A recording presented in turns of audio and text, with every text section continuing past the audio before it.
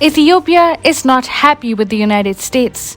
In fact, Ethiopians are angry and they are waving the Russian flag wherever they go in protest. They are openly supporting Russia and the Ethiopian government is working with Russia. Russia, on the other hand, is helping them back. So what is the Biden administration doing about it? Well, it is messing things up further. It is stopping Ethiopia from defending its sovereignty and also hitting at a military intervention, a new regime change war. But like Syria, the Russians could complicate things. And it won't be an easy ride.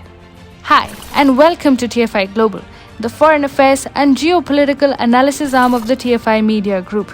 I'm your host Shubhangi, and in this video, I will tell you how Ethiopia is becoming a battleground in the Cold War reignited by Biden. Let's begin.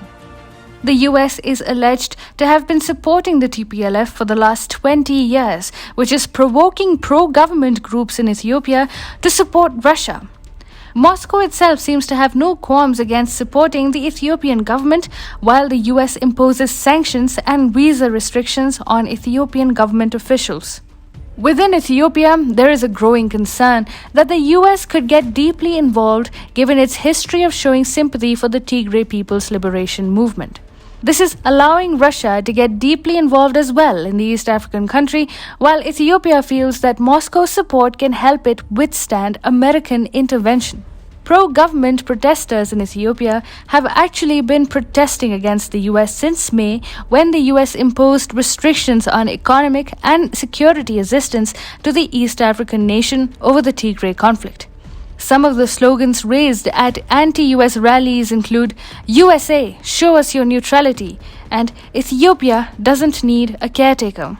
At a pro-government rally organized in May by Ethiopia's Ministry of Youth, the Addis Ababa mayor said, "We will never kneel down. The preconditions and travel restrictions by the US and its allies are completely unacceptable. It needs to be corrected." Anyhow, the US continues its intervention in Ethiopia over the Tigray conflict. For now, it's only sanctions and covert support to the TPLF. But the Biden administration has indicated that in the future, there could be a military intervention in the name of a humanitarian intervention. The US has also imposed visa restrictions, and as per the US Secretary of State Antony Blinken, the punitive measures are targeted at serving of former Ethiopian and Eritrean government officials.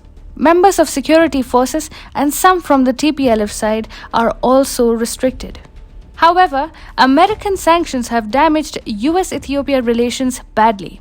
Former US Ambassador to Ethiopia David Shin said, "The relationship between the US and Ethiopia and Eritrea will go through difficult times in the weeks ahead unless significant progress is made in resolving the humanitarian problem in the Tigray region." But the bigger problem for the Biden administration is that opposition against the US is fast taking the shape of Ethiopian support for Russia. Protesters in Ethiopia and Mali are found waving Russian flags. In Ethiopia, waving Russian flags has become a symbol of anger against the USA's meddling in the East African country's internal affairs. Russia is itself promoting better ties with Ethiopia. The Ethiopian ambassador to Russia has also revealed that Ethiopia and Russia have also inked a deal on Russian Sputnik V vaccine supplies to the East African nation. While the US is losing influence in Ethiopia for cutting economic and security assistance, Russia is ramping up its presence through constructive help to the conflict-hit nation. Russia's presence in Africa is therefore increasing rapidly, while the US continues to face setbacks owing to its interventionist policies. Today, Russia enjoys evolving ties with Ethiopia's two main neighbors, Sudan and Somalia. On the other hand, the US has lost influence in both these countries also due to its past history of bombing Sudan and launching the so-called War on Terror in Somalia. Up until 2017, Russia did not enjoy much influence in the African continent. But today, Moscow is getting heavily involved in Africa, and this is simply by tapping into the anti-US sentiment. In Mali, for example, Russia is said to be supporting the military junta, which recently carried out a second coup in a span of 1 year. Even the general public in Mali seems to support Russia. Be that as it may, if Russia is able to further expand its presence in Africa via Ethiopia, then the US will have only itself to blame.